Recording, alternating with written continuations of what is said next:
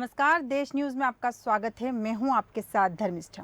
हमारे आज के खास कार्यक्रम में हम बात करेंगे 2024 के आम चुनाव पर। राष्ट्रीय स्वयंसेवक संघ 2024 आम चुनाव से पहले भाजपा के लिए जमीन तैयार करने में जुटा है।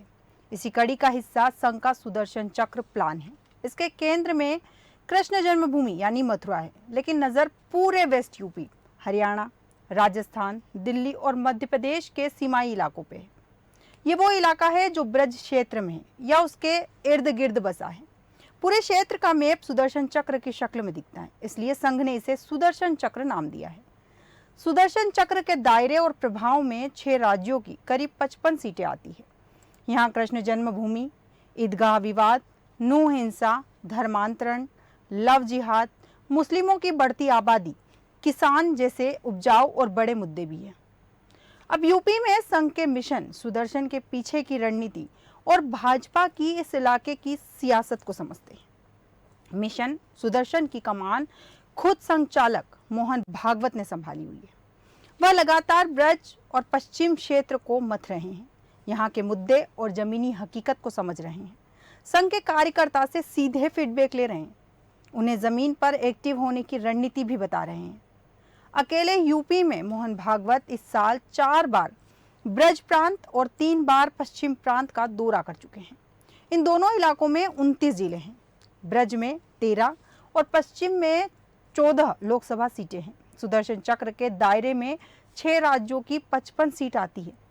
हरियाणा से फरीदाबाद, गुड़गांव, मेवात, रेवाड़ी इलाके की 4 से 5 सीट, उत्तराखंड से नैनीताल, उधम सिंह नगर इलाके की 2 सीट, दिल्ली से सभी 7 लोकसभा सीट, राजस्थान से भरतपुर, करौली, धौलपुर, अलवर, जयपुर, सीकर इलाके की 10 से 12 सीटें, उत्तर प्रदेश से वेस्ट यूपी और ब्रज के 29 जिलों की 27 सीटें, मध्य प्रदेश से मुरैना, ग्वालियर, भिंड इलाके की 3 सीटें। 2019 आम चुनाव में भाजपा को 27 में से 19 सीटों पर जीत मिली थी। यूपी में भाजपा 2019 के आम चुनाव में सबसे ज्यादा 8 सीटें इसी इलाके से गंवाई थी। वजह जाट और किसान फैक्टर रहे थे। दोनों एक बार फिर 2024 आम चुनाव से पहले भाजपा के खिलाफ मोर्चा खोल चुके हैं। भाजपा इसके काउंटर में बूथ अभियान शुरू कर चुकी है। क्षेत्रीय प्रचारक और कार्यकर्ता घर घर जा रहे हैं। इसी इलाके के अलीगढ़ में गृह मंत्री अमित शाह हाल ही में कल्याण सिंह की पुण्यतिथि पर बड़ी रैली भी कर चुके हैं। पश्चिमी यूपी के इलाके में करीब 30,000 बूथ हैं, जबकि ब्रज क्षेत्र में 24,000 बूथ हैं। भाजपा इन दोनों इलाकों में बूथों को मजबूत करने में 8 महीने पहले से ही जुट गई है। कार्यकर्ताओं को ग्रुपों में बांटकर 100 बूथों की जिम्मेदारी दी है।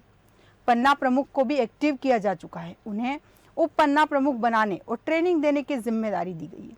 संघ के एक पदाधिकारी का कहना है, हमारे एजेंडे में मथुरा हमेशा से शामिल रहा है, लेकिन अब राम मंदिर, काशी कॉरिडोर बनने और ज्ञानवापी में सर्वे के फैसले के बाद कृष्ण जन्मभूमि पर हमारा फोकस बढ़ गया है। हमारी इस मुहिम में अब बड़े नाम भी जुड़ रहे हैं, जन जागरूकता का काम भी किया जा रहा है।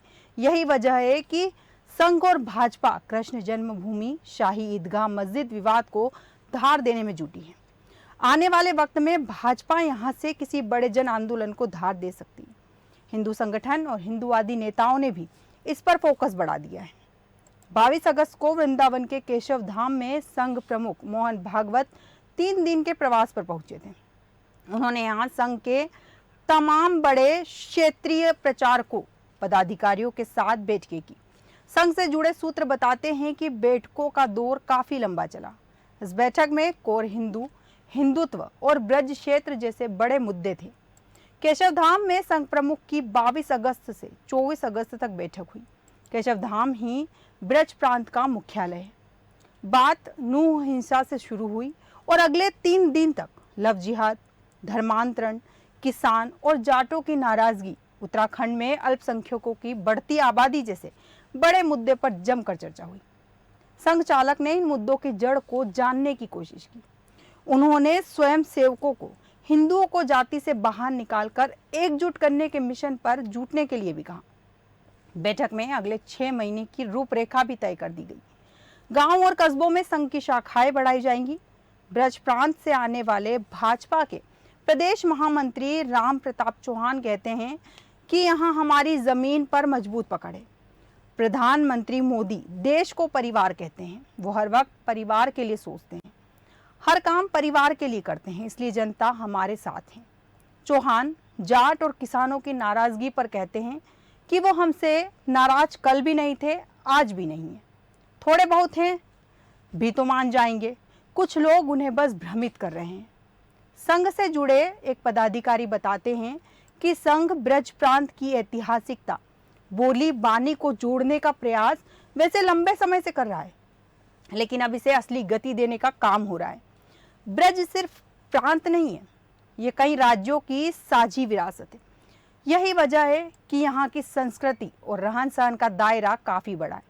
देखा जाए तो भगवान कृष्ण के अनन्य भक्त पूरे देश और दुनिया में हैं, लेकिन इस इलाके के हर घर में कृष्ण का महत्व विशेष है। वो हर घर में बाल स्वरूप में विराजमान है। मथुरा में स्थानीय धार्मिक गतिविधियां तो सालों से हैं, लेकिन रिलीजियस टूरिज्म अब काफी बढ़ गया है। हिंदू अपनी सनातन विरासत को संजोने के लिए जाग चुका है। और इसी विषय पर विस्तार से चर्चा के लिए हमारे साथ जुड़ चुके हैं हमारे एडिटर सूरज पाठक जी। सूरज पाठक जी, आप मुझे सुन पा रहे हैं? हाँ, आप तक हमारी आवाज आ रही है? जी जी सूरज जी, आपकी आवाज आ रही है। जी बताएं। मेरा पहला सवाल है आपसे, बीजेपी के लिए 6 राज्यों की 55 सीटों पर जमीन तैयार की है, इसमें बीजेपी को कितनी सफलता मिलेगी?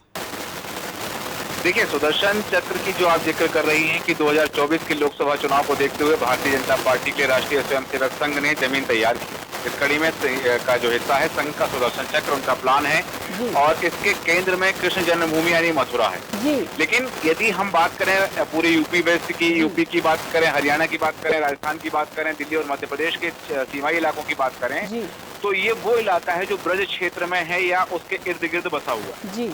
और इस पूरे क्षेत्र का नक्शा जो है सुदर्शन चक्र की शक्ल में दिखाया जाता है। इसलिए संघ ने इसे इस क्षेत्र में काम करने का जो प्लान तैयार किया, उसका नाम दिया है सुदर्शन, प्लान सुदर्शन। अब सुदर्शन चक्र के दायरे में प्रभाव में 6 राज्यों की 55 सीटों जिनका आप जिक्र कर रहे हैं। यहाँ कृष्ण जन्मभूमि, ईदगाह विवाद, नूह हिंसा, धर्मांतरण, लव जिहाद और मुस्लिमों की बढ़ती आबादी और किसान जैसे उपजाऊ और बड़े मुद्दे शामिल किए गए। आपको बता दें कि मिशन सुदर्शन की कमान खुद सरसंघ चालक मोहन भागवत ने संभाली हुई है। वो लगातार ब्रज और पश्चिम क्षेत्र के लिए मंथन कर रहे हैं, यहाँ के मुद्दे और जमीनी हकीकत को समझ रहे हैं। संघ के कार्यकर्ताओं से सीधे फीडबैक लिया जा रहा है, उन्हें जमीन पर एक्टिव होने के लिए रणनीति भी बनाई जा रही है। आपको बता दें कि अकेले उत्तर प्रदेश में मोहन भागवत इस साल 4 बार ब्रज प्रांत और 3 बार पश्चिम प्रांत का दौरा कर चुके हैं। इन दोनों इलाकों में 29 जिले आते हैं और ब्रज में 13 और पश्चिम में 14 लोकसभा सीटें हैं। 2019 के लोकसभा चुनाव में भारतीय जनता पार्टी को यहाँ की 27 सीटों में से केवल 19 सीटों पर जीत मिल पाई थी और यही एक कारण है कि बाकी बची हुई सीटों पर जहां 2019 में भारतीय जनता पार्टी को हार का सामना करना पड़ा था, उन सीटों को साधने के लिए ये प्लान सुदर्शन चलाया जा रहा है। जी धर्मिष्ठा, तो इस जो प्लान सुदर्शन चलाया जा रहा है, इस पे सपा के राष्ट्रीय महासचिव और पूर्व केंद्रीय मंत्री रामजी लाल सुमन ने कहा है कि अतिवाद की राजनीति और इसकी उम्र ज्यादा लंबी नहीं है। नहीं, लेकिन ये देखिए, ये तो आरोप प्रत्यारोप तो होता रह रहा है, अतिवाद कहा जा रहा है या इसकी उम्र लंबी नहीं, क्योंकि कोई भी मिशन होता है वो अपने निश्चित प्लान के लिए होता है कि ये पूर्ति करना है, ये लक्ष्य है, लक्ष्य की प्राप्ति हुई और मिशन खत्म। तो जैसा कि मैंने आपको बताया भी कि उत्तर प्रदेश में भारतीय जनता पार्टी 2019 के लोकसभा चुनाव में सबसे ज्यादा 8 सीटें, हालांकि उनको इसी इलाके से जो गंवानी पड़ी थी कि यहाँ से हार गई थी। बिल्कुल। और वजह रही कि जाट और किसान फैक्टर दोनों उनकी हार के कारण रहे। और फिर दोनों क्षमा चाहूंगी, आपको 1 मिनट रोकूंगी। तो जाट और किसान फैक्टर की वजह से जो 8 सीटें गंवाई गई थी, तो क्या इस बार जाट और किसान मान चुके हैं? जाट और किसान मान चुके हैं, ये अलग फैक्टर है, लेकिन ये जो प्लान सुदर्शन है, जो संघ का सुदर्शन चक्र की जो बात कही जा रही है, और सुदर्शन इसलिए क्योंकि ये जो 55 सीटें हैं, ये जिन राज्यों में आती है वो पूरे सुदर्शन चक्र का जैसा उसका नक्शा बनता है। तो सुदर्शन, प्लान सुदर्शन में वो सरकार की भारतीय जनता पार्टी की अलग रणनीति होगी कि जाटों को कैसे मनाना है, किसानों को कैसे मनाना है। बिल्कुल। लेकिन 2019 में इन 8 सीटों को गंवाने के लिए जी। जो फैक्टर काम किया था वो जाट फैक्टर था, किसान फैक्टर था। जी। और 2024 के चुनाव से पहले भारतीय जनता पार्टी के खिलाफ हालांकि उन्होंने फिर मोर्चा खोल दिया है। जी। और इस बार भारतीय जनता पार्टी इनके काउंटर में बूथ अभियान शुरू कर चुकी है। अभी तक जाट और किसान माने नहीं है। जी। उन्होंने फिर से भारतीय जनता पार्टी के खिलाफ मोर्चा खोल दिया है और भारतीय जनता पार्टी इस असंतोष को कम करने के लिए बूथ स्तर पर अभियान चला रही है। जी। ये आपको बता दें कि क्षेत्रीय प्रचारक और कार्यकर्ता घर घर जा रहे हैं। जी। इसी इलाके में अलीगढ़ में गृह मंत्री अमित शाह हाल ही में कल्याण सिंह की पुण्यतिथि पर रैली भी कर चुके हैं। जी।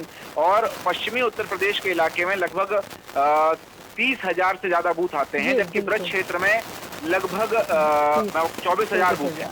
और भारतीय जनता पार्टी इन दोनों इलाकों में बूथों को मजबूत करने के लिए 8 महीने पहले से जुट गई। बिल्कुल। कार्यकर्ताओं को ग्रुपों में बांटा गया है, 100 बूथों की जिम्मेदारी दी गई है, पन्ना प्रमुख को एक्टिव किया जा चुका है और उन्हें उप पन्ना प्रमुख बनाने की और उनको ट्रेनिंग देने की जिम्मेदारी भी दी गई है। एक बात मैं आपको और बताना चाहूंगा धर्मिष्ठा कि संघ के द्वारा जो चीजें कही जा रही है उसमें कहा जा रहा है कि उस एजेंडे में मथुरा हमेशा से शामिल रहा, लेकिन अब राम मंदिर, काशी कॉरिडोर ये बनने के बाद, ज्ञानवापी के सर्वे के फैसले के बाद कृष्ण जन्मभूमि पर संघ का फोकस बढ़ गया है। जी, और संघ की इस मुहिम में अब बड़े नाम भी जुड़ रहे हैं और जन जागरूकता का काम किया जा रहा है।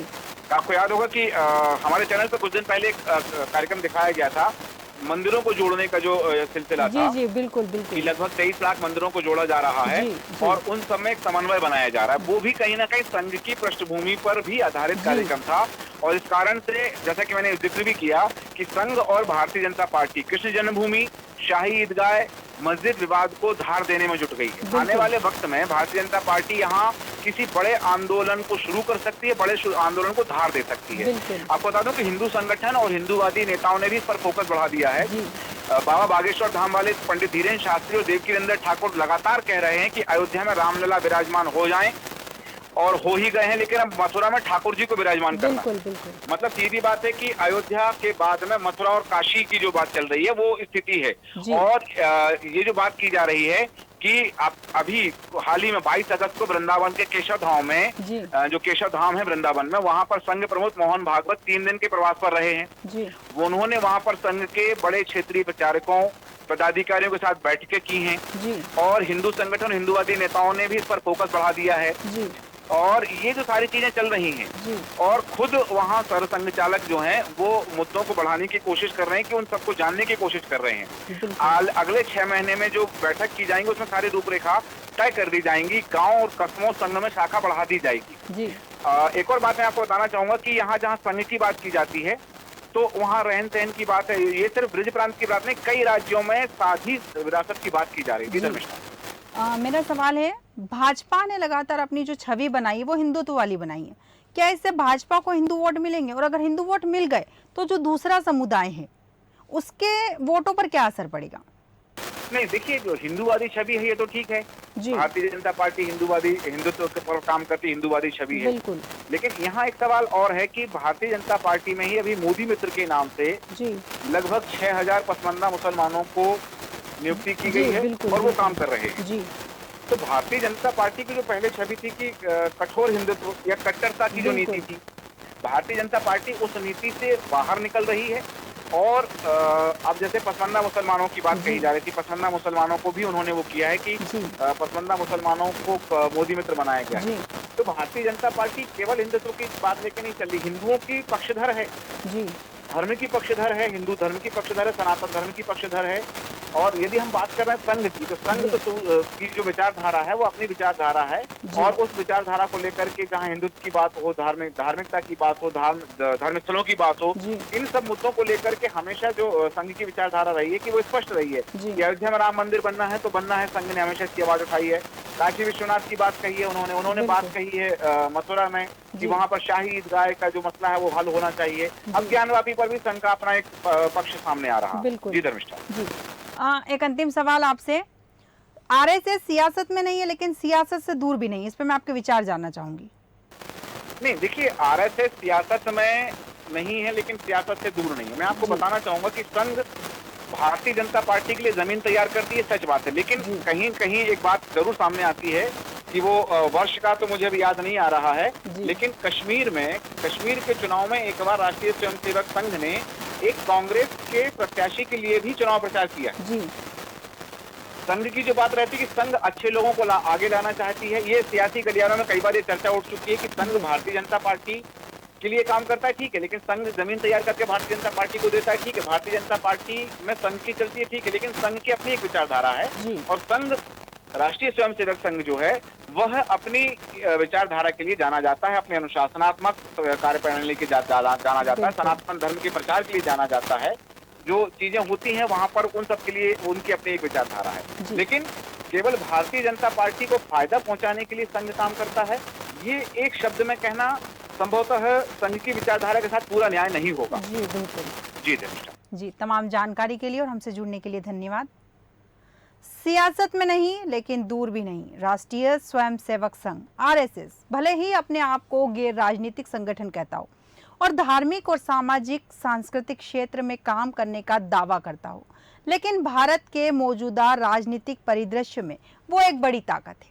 आजादी के बाद ये पहली बार है जब देश के 3 सर्वोच्च संवैधानिक पदों पर आरएसएस के स्वयंसेवक काबिज है। इतना ही नहीं, देश के आधे से ज्यादा राज्यों में आरएसएस से जुड़ी शख्सियतें ही मुख्यमंत्री हैं। हमारे आज के खास कार्यक्रम में बस इतना ही। आप बने रहिए देश न्यूज के साथ। नमस्कार।